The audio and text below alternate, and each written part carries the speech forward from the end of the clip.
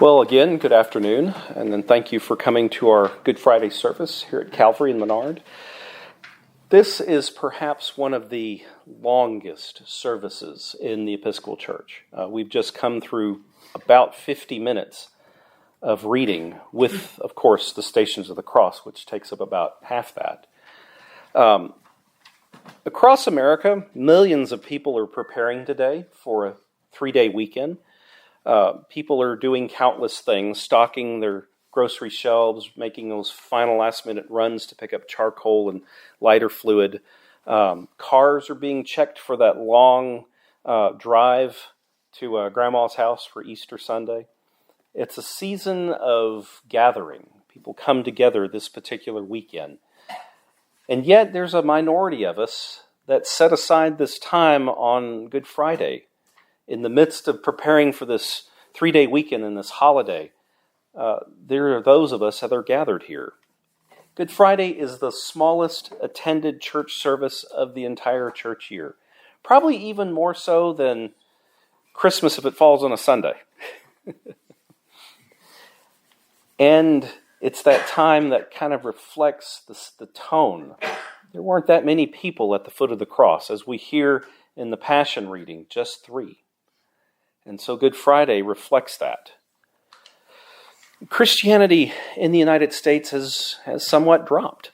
In a Gallup poll of 2021, it says 3 out of 4 Americans identify as Christian, although that's about 69%, and that's down from 90% in 1971. So it's kind of fallen.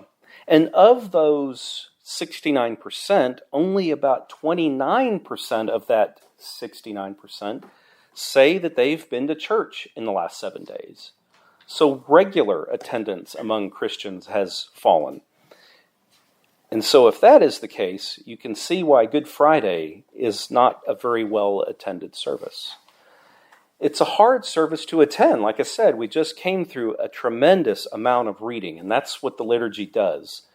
It's, for lack of a better purpose, and from the commentary of a gentleman that I know who helped write the 1979 Book of Common Prayer, he said, it's supposed to hurt. The backside hurts, your back hurts, your bottom hurts, and that's just the physical side of it. The emotional side of hearing those readings, of being in touch with the crucifixion and the injustice and the pain. Good Friday is just supposed to hurt. And you kind of have to ask yourself, but why? Why is it supposed to hurt?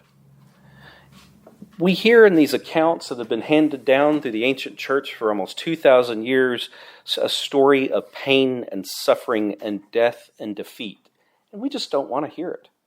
I mean, how many times we turn on the news and you hear something tragic and horrible and say, I'm going to change the channel. I don't feel like listening to that today.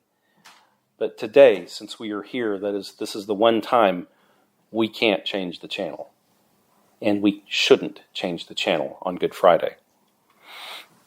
The disciples and the other followers of Jesus were excited. They heard a great message, a message of new life and a new way and a new vision.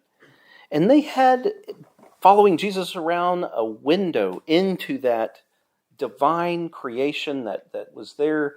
They had a window into what the world should be.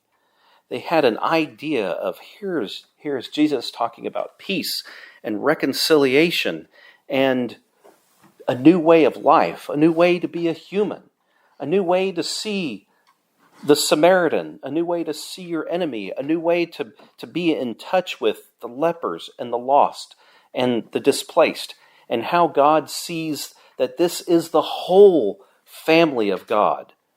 And Jesus was there to say, this is how it's supposed to be. We are all supposed to be one family, looped and lumped together in God's holy, everlasting kingdom of heaven. And for 36 months, the disciples and the other crowds that followed him around got to see this, got to learn and hear about a new way to be human again.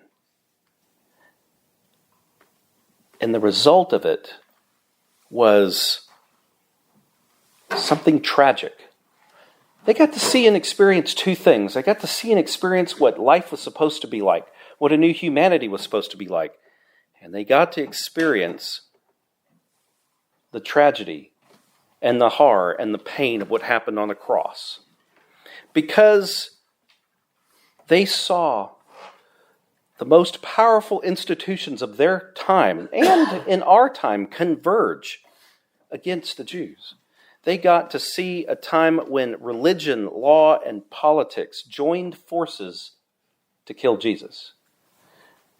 Good Friday is a day where we remember and see and understand those personal agendas motivated by jealousy, insecurity, envy, greed, wrath, and pride. And all those things came together through their times. This was a time when government and religion were combined. There was no separation of church and state. The church was the state was the religion. The Jewish laws, the Jewish temple, that was all tied up in one big messy ball. And when Jesus came to say, this is how the world should be, they got upset, they got mad, they got jealous, and they killed him for it.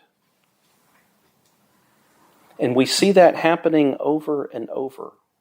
We see that with Gandhi. We see that with Martin Luther King. We see that with Abraham Lincoln and countless others that have come to bring peace, to rejoin people together, to show us a new way to live. And with Gandhi, with Abraham Lincoln, with Martin Luther King, Jesus was killed. They like him. And Good Friday is the day that we come in touch with that. Good Friday isn't a day that I can stand up and say the beautiful flowery things that I love to say and talk about forgiveness and reconciliation. Because it's the day that we have to remember that those things that are deep inside those people that killed those men, and specifically Jesus, are the same things that live in all of us. There are all times in our lives when those sins of jealousy and insecurity and greed and wrath and pride manifest in certain ways, and they come out. And Good Friday is the day to remember, sometimes in our own way and in our own time, we've put Jesus on that cross.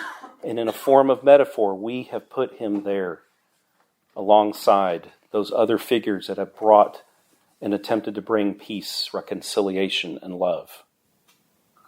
And Good Friday is the day that we zoom in and focus in on that in our heart when we've done that and when we've been insensitive and dismissive of those in our lives, those people in our lives. And so Good Friday is the result of death, now and then. Good Friday is a day that reminds us of that reality. And if we're not careful, we can do that again in our lives. We can crucify our friends.